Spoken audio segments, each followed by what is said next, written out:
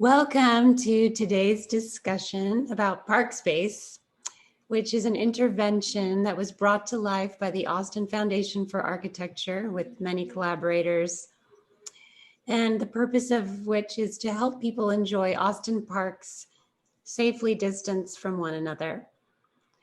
I'm the executive director for the foundation and for AIA Austin.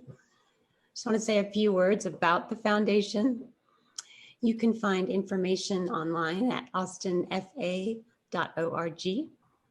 or through aiaaustin.org.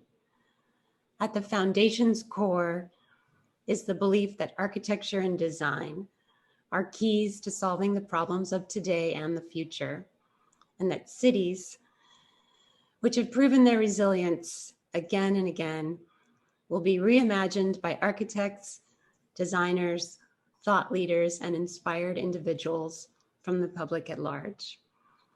I encourage you to give generously to the Austin Foundation for Architecture and other cultural entities that are working to reimagine the places where humans will thrive in the years to come.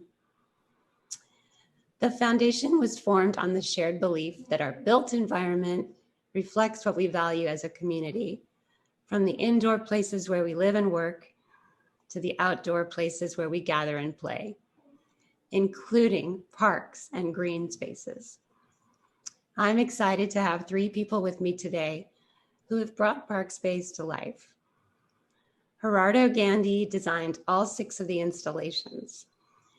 He's the chair of the Foundation's Exhibitions Committee and a designer at Gensler. Christine Schut-Kanul is the Partnership and Development Administrator for the City of Austin's Parks and Recreation Department. And Heath Riddle Sanchez is the CEO of Pease Park Conservancy. Thank you all so much for being here today. Before we start our discussion, let me play a short video to give you all a taste of Parkspace. Thanks so much to Gensler and Ryan Conway for the video. Let's watch.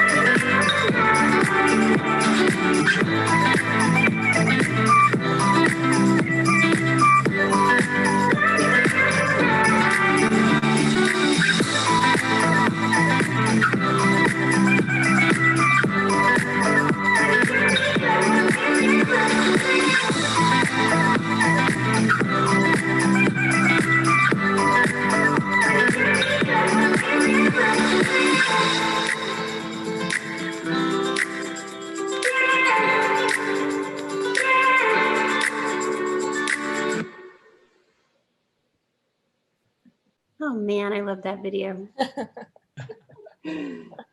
Did such a great job. Really gets the feel of it.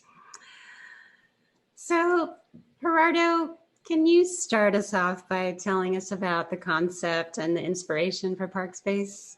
Absolutely, and I will share my screen to show some visuals that will accompany the explanation. All right, do you guys see my screen all okay? Yep, sure do. Wonderful. So again, Parkspace is a program of the Austin Foundation for Architecture, and we had the opportunity to work with all of these wonderful partners that you see here. It all came from, as Ingrid mentioned, we believe that design really does make a difference in our community.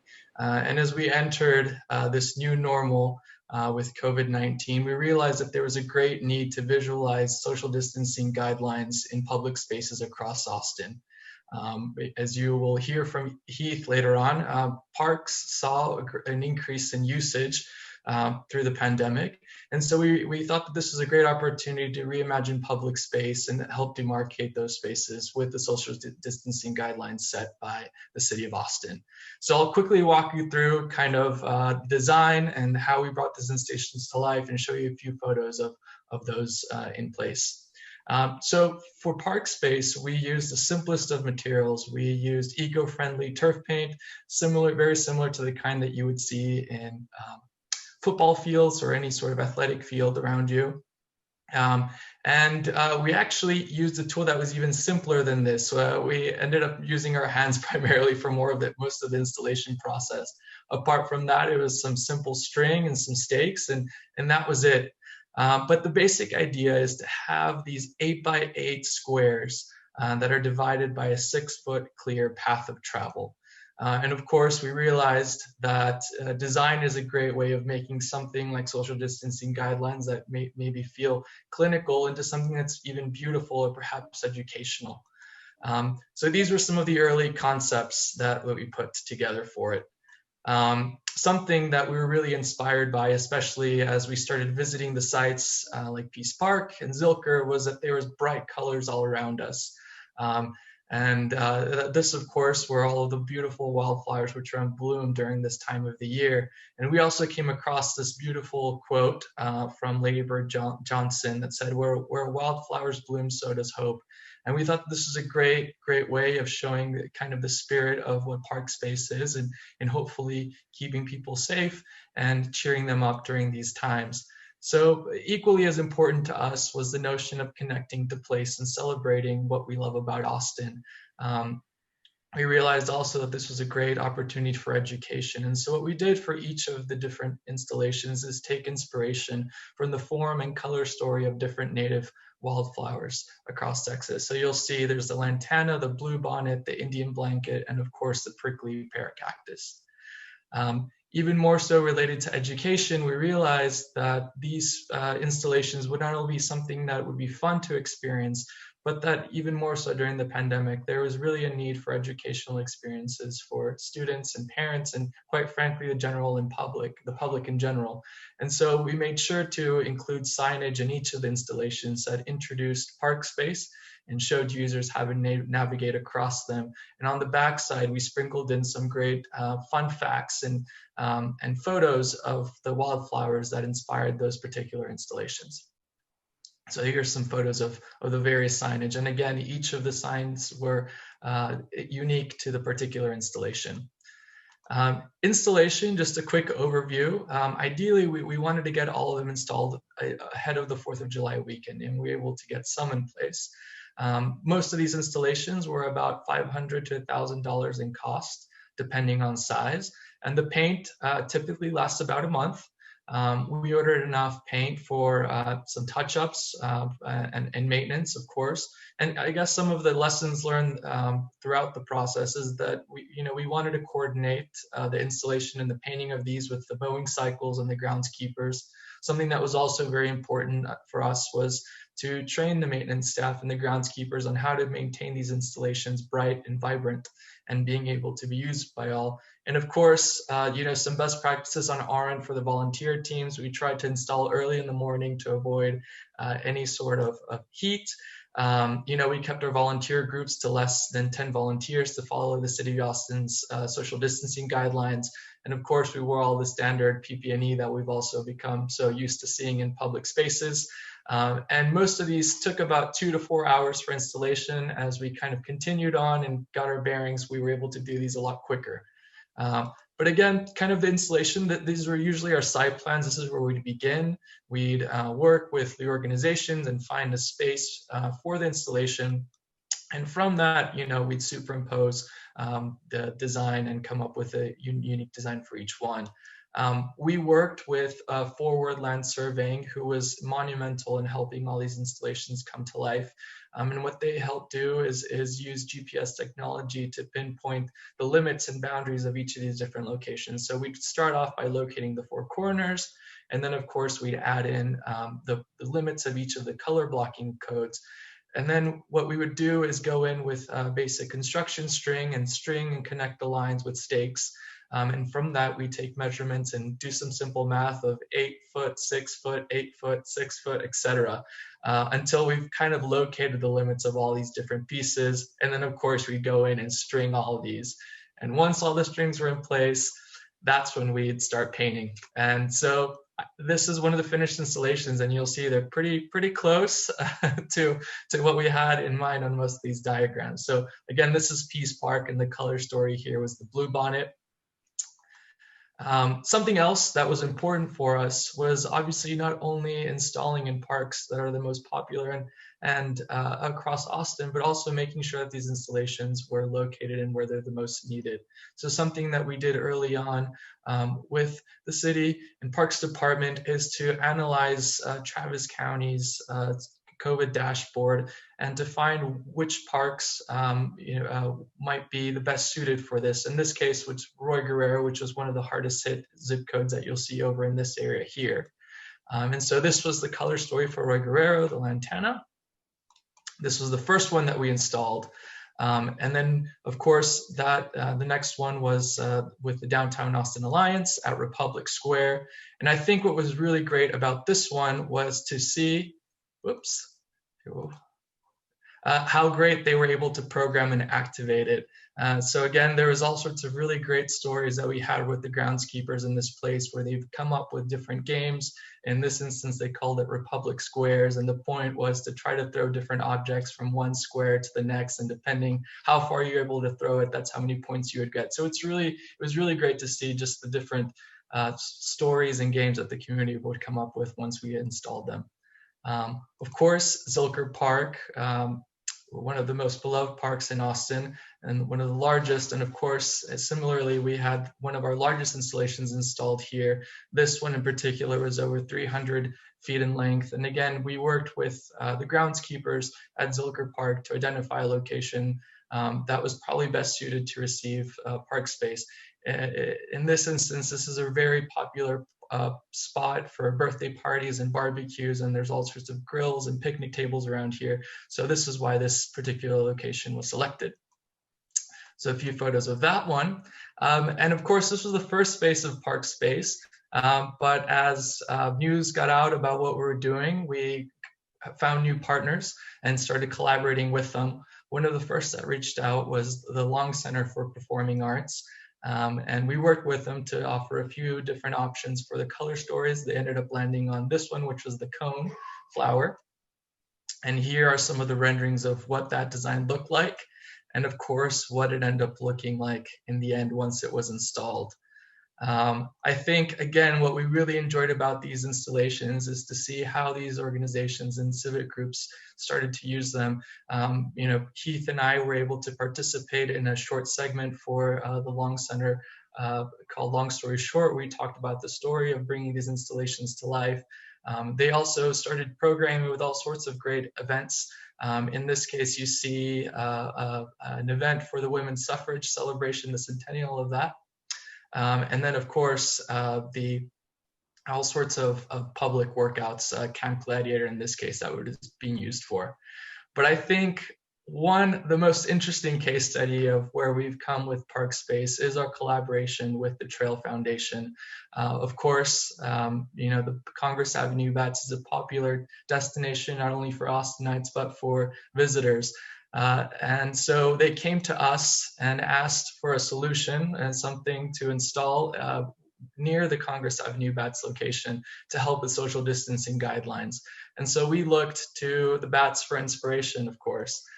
In this case, we were really inspired by the echolocation sound waves used by the bats to locate prey. And so we came up with a few designs that kind of extrapolate those sound waves and simplify them into a grid pattern.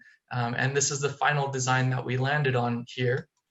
And of course, we saw some of the photos. But again, I think it was such a wonderful journey. I'll leave you with a great quote by Mayor Adler talking about Parkspace and the difference that it made in our community. And that's it on my end.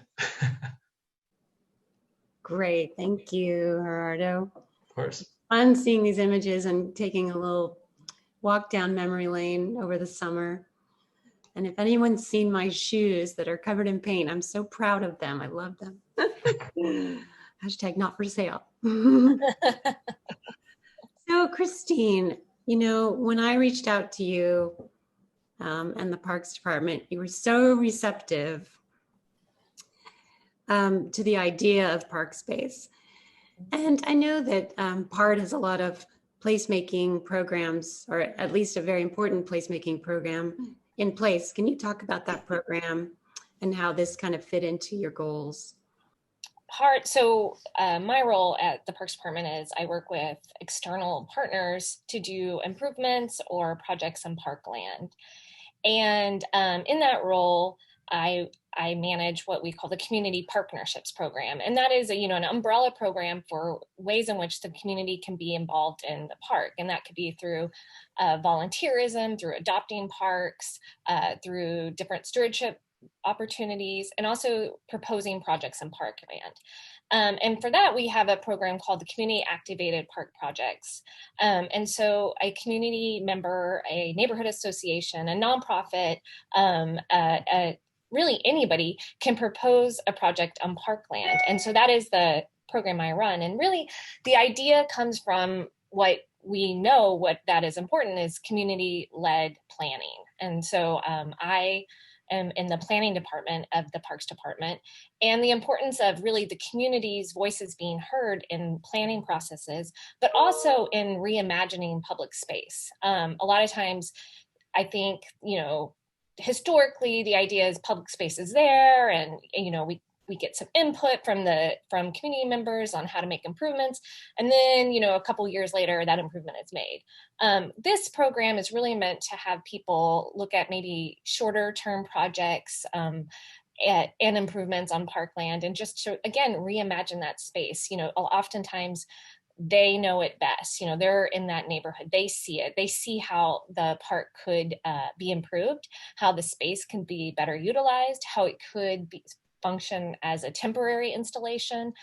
So the projects that come forward are not just placemaking. And I will say placemaking is actually one of the more growing requests that we're seeing. I think, again, it's the idea that how we can share space together now is outside in your park. So we're seeing a lot more proposals in placemaking, which I think is great. But also, it's trails, it's plantings, it's tree plantings, it's bridges, it's playscapes. So it really runs the gamut of what somebody can be requesting as an improvement in parkland. And so myself and and several different people within the PARD will kind of come together to review these projects and feasibility. So really, we're not trying to say it needs to follow this, this, and this. We're just trying to make sure it's something that can happen. There are a lot of, it's a complicated, public land is a complicated space. And so we are, we're there, we have people who work in that daily to help to really modify projects to make sure that they're feasible and can happen and can be successful.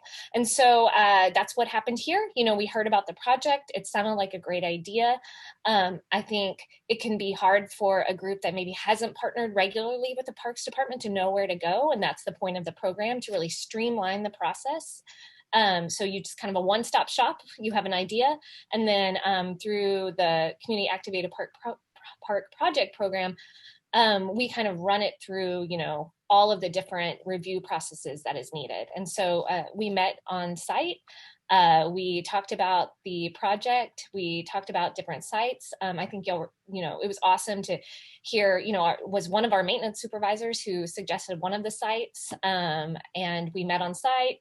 met with myself and all of these folks, and as well as our mowing supervisors and our general supervisors of the parks, and just kind of really work together throughout the process to make it as successful. Because again, we're a large department. There's a lot going on right now, so it can be hard to kind of prioritize. But I think that the Parks Department and the city really prioritize this project, and we're thankful for the partners to come forward to help it make it happen. And it's been awesome. It's been so well received. That's so great to hear. Thank you for saying that.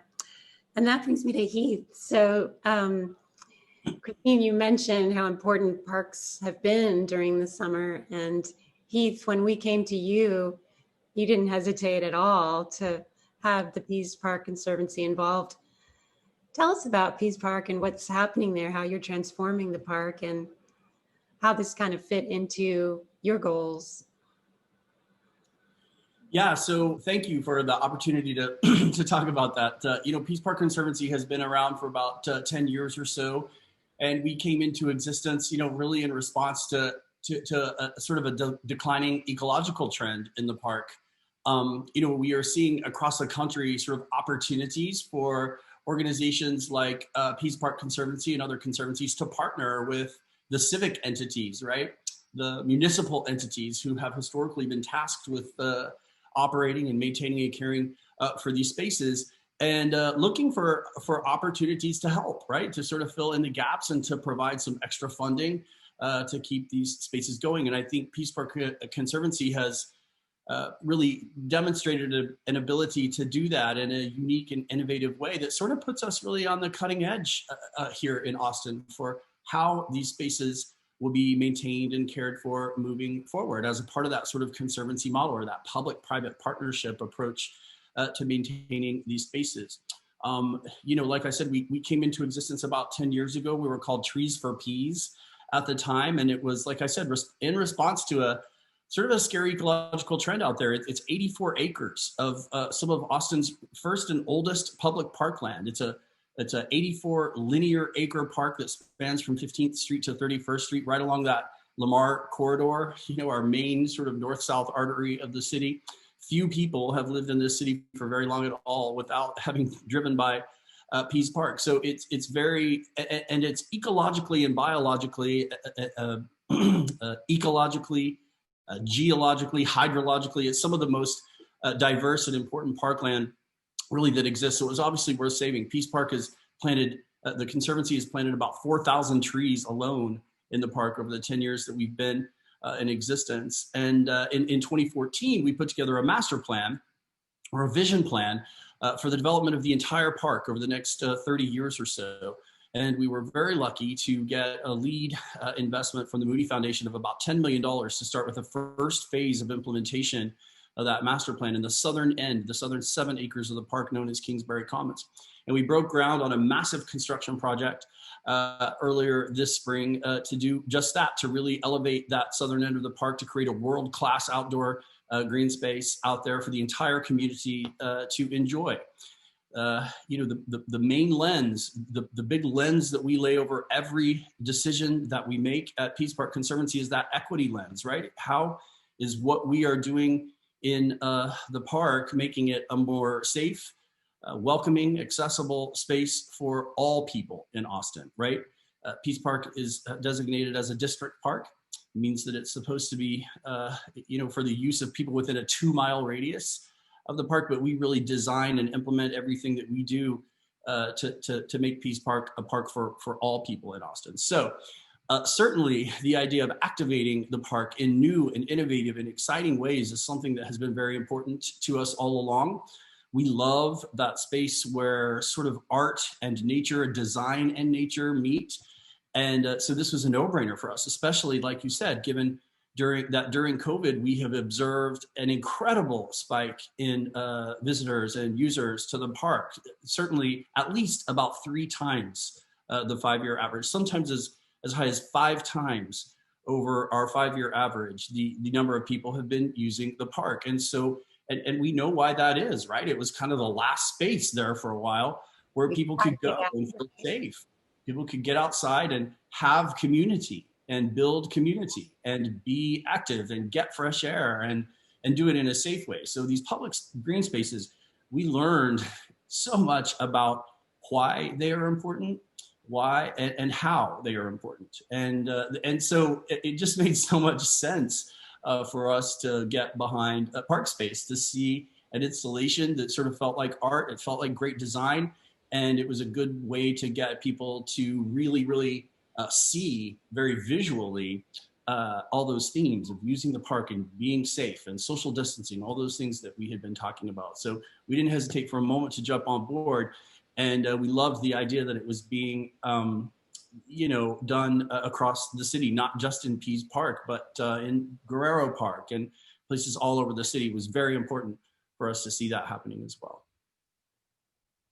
Yeah, it's just so exciting to see the transformation of so many of Austin's parks, Waterloo Park, Pease, and there's a children's garden, the Alliance Children's Garden, not too far from where I live. I've been watching. So some parks have conservancies, some do not. Heath, can you tell us, how does a park conservancy come to be, and why do some parks have them and some don't? Yeah, it's an interesting story, and I think it's worth talking about. So, most conservancies, and Pease Park Conservancy we're a textbook example of how sort of it starts and can evolve into something that becomes, really, really big and beautiful and powerful and impactful. But we started as a friends group, right? We were just a small group of people who got together. Again, we're motivated by something, often it's like for us, it was the declining ecological trend in our park. For others, it's a park, maybe needs a new specific piece of equipment, or maybe there's a certain sort of maintenance trend that they'd like to see reversed or whatever. So a group of people, typically it's people who live around the park or nearby, get together and start, making investments. They start raising a little bit of money and seeing what they can do. We were a friends group, and we were officially sort of housed. I think the Austin Parks Foundation was our fiscal sponsor, if you will, for a while. And then eventually, we just grew and got to the point where we could actually have our own 501c3 and become our own nonprofit organization focused specifically on Pease Park. We do at Pease Park Conservancy recognize, really first and foremost, that not every park in Austin has the luxury of having its own conservancy. Not every park has the luxury of living, of existing next to one of the wealthiest neighborhoods, perhaps, in the country. Mm-hmm. And so we do think it's important that the great resources and the great focus that are brought to Pease Park because of the Conservancy's existence bleed over into other parks. So we believe firmly in this concept that the rising tide lifts all the boats in the harbor, and we must continue to do that. And again, it's why I say all the time that every single decision we make is through that lens. It's through the lens of how are we making this space more functional, more safe, more welcoming and accessible for all people. So people who may not have access to parks nearby, if they don't have a park within a walking distance of their own homes, what are we doing to make this space more accessible to those people? And that is through great design, right? It's the first thing you can do is designing a space, but also creating programming that literally brings people to the park from other areas of the city, but also figuring out ways like, I think Parkspace is a great example. How can, when we invest in programming and other things in Pease Park, how can we make sure that there is an arm of that or a piece of that that extends beyond Pease Park into other parks that wouldn't get this, right? If there weren't a conservancy or some sort of concerted effort kind of focusing on these spaces. So that equity piece is a really important piece of everything that we do and every decision that we make at Pease Park Conservancy, because we do recognize that we're lucky, that Pease Park is lucky, right, to have a group of people so focused on it. I'm sure Christine has some thoughts. I was going to say, and we do, the conservancies tend to be in Central Austin. They tend to be our more programmed sites. They usually are older parks, are metro parks or regional parks, meaning encompassing more than just a neighborhood. It's more of a region or the whole metro. But we do have a very strong and active adopt a park groups. And so we have over 85 adopt a park groups. And it's a great way for neighbors to get involved in their local park and steward it, advocate for it, as well as do community activated park projects or write for grants through the Austin Parks Foundation, or Texas Parks and Wildlife Department has grants available for neighborhood parks. So there are other avenues, even if there may not be a conservancy, there are other avenues for people to get involved in their local parks. Yeah, that's great. I mean, we did find that we were focusing on trying to get Parkspace into Eastside parks, but maybe we were a little misguided in our focus, because like the Trail Foundation came to us and said, we really need Parkspace at the bat observation area because people are crowding in, whereas our installation at Roy Guerrero wasn't as used as we had hoped it might be. So I think the programming and the activation of the space part is really important. And that wasn't really our intent wasn't to program the spaces per se. I mean, Gerardo, wouldn't you say that it was to put it out there and hope that it's used, but we didn't do the programming piece. Right. I mean, I think big picture, this isn't the end of Parkspace. I think we're still yet to see how far this will take us. But I agree, Ingrid. I think first off, we imagined this as a standalone installation. And I think as we started having conversations with different organizations, they realized that these could be a really great vehicle to start bringing back some of the public programming that we come to love in Austin in a safe way. So, I think that the Long Center was one of the ones that started early on, with some limited attendance, concert venues, and even some smaller events. And then, of course, Republic Square followed suit with some of their yoga in the park, which is something a staple that everyone loves in the fall here. So Yeah. it's been really great to see how the programming has evolved and perhaps even grown. I know the Long Center is planning on having a smaller concert series as well in the fall. But as Heath mentioned, it also opened up all sorts of really interesting conversations regarding the programming itself and how these installations might be able to bridge, communities in different parts of Austin.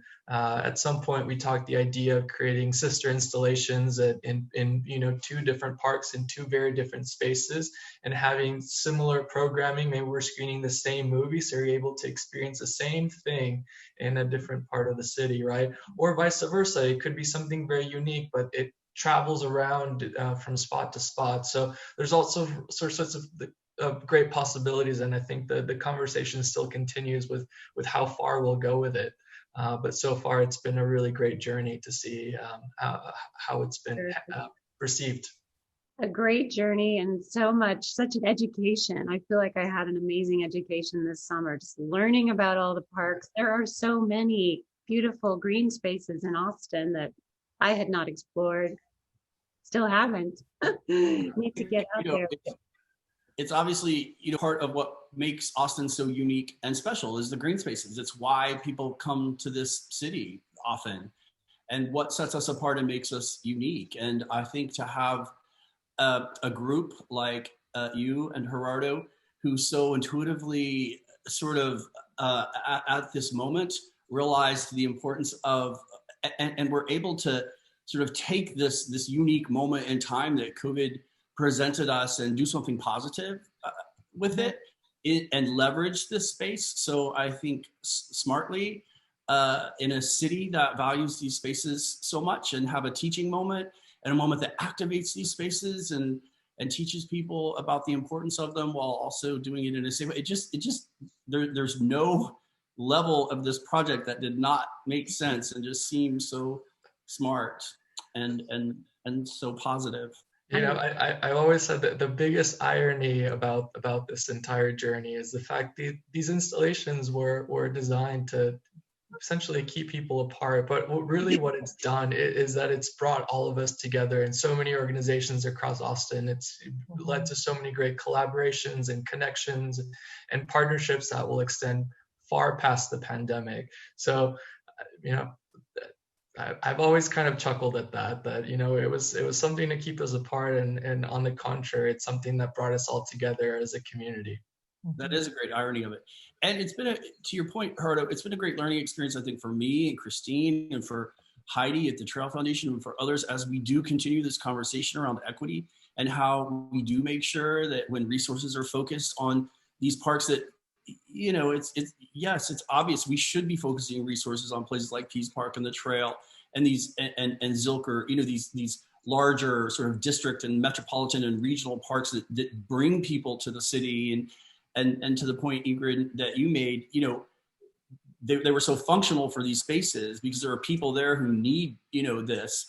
But learning how to sort of take that dynamic and overlay it, against some of the parts that do need a little bit more attention, I think was another brilliant sort of bonus feature of this. It's teaching us how to, work together in that way and how to increasingly make sure that when new resources and new attention are focused on these spaces, how we make sure that it does raise that tide for everyone in the harbor. It's something that doesn't happen always naturally in these scenarios. And so learning how to do that again and again and again is going to be really important. And this was great experience for that.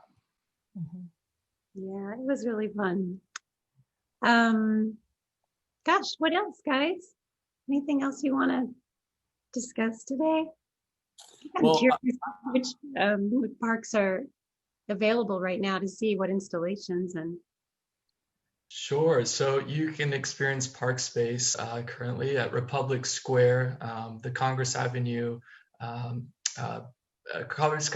Bridge location, and of course the Great Lawn at the Long Center. And Heath, I interrupted you. You were going to say. Not at all. I was just going to say I would be remiss if I didn't put a little plug just for the Conservancy's ongoing work in the park. We're in the middle of a $15.2 million capital campaign to complete the work that we're talking about in the phase 1 implementation of this vision plan to really, like I said, elevate this entire 84 acres to world-class public green space. And the Conservancy, in partnership with the City of Austin, is developing a new sort of model for how we will manage these spaces into the future.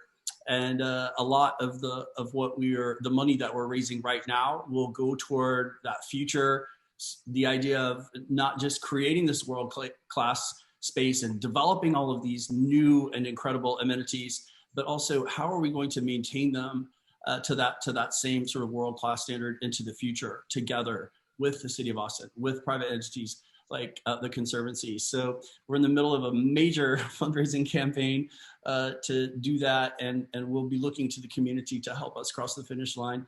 We were $1 million out from that fundraising goal at the beginning of this year, and a lot of people told me just give it up when COVID hit. Just stop trying, maybe pick it up again in 2021. And we have moved the needle considerably on that campaign this year, and I think it speaks volumes for the passion that this community feels for its green spaces, for Pease Park in particular, but all of these spaces. This is a community that believes in the power of these green spaces. It is not a hard sell. It's a very, very passionate topic for people in Austin. So I'm just proud to say that, and so proud that Pease Park Conservancy is sort of breaking new ground with regard to how we're going to make sure that they're well taken care of in the future. I did want to just bring up, since a lot of people who may be watching this are designers and architects and landscape architects, and just want to welcome you to get involved in the Parks Department. Like we said, this was a new partnership. It was a new idea, but it was something that we were able to really move fast and work together on. And so we are looking for these kind of opportunities. We believe that really our community members have the best ideas, and that we should be leveraging these resources and really amplifying all the parks. So we welcome, you know, these kind of collaborations. And so I would hope that some people would be inspired for, you know, placemaking or different design opportunities in the future, and to come to the Parks Permit. Well, that's a great place to end this, I think. Thank you so much. Thanks to all of our partners. Thanks to Austin Design Week for allowing us to be a part of your great sessions this year. I'm just going to put this slide up to show you out there how to learn about other programs that we do. And we hope that you will visit Parkspace. Like Gerardo said, you can see it at Republic Square, the Bat Observation Area, and the Long Center. And please take a picture of yourself and throw it out there on Instagram with these hashtags. Thanks so much. Thank you so much. Thank you, Ingrid.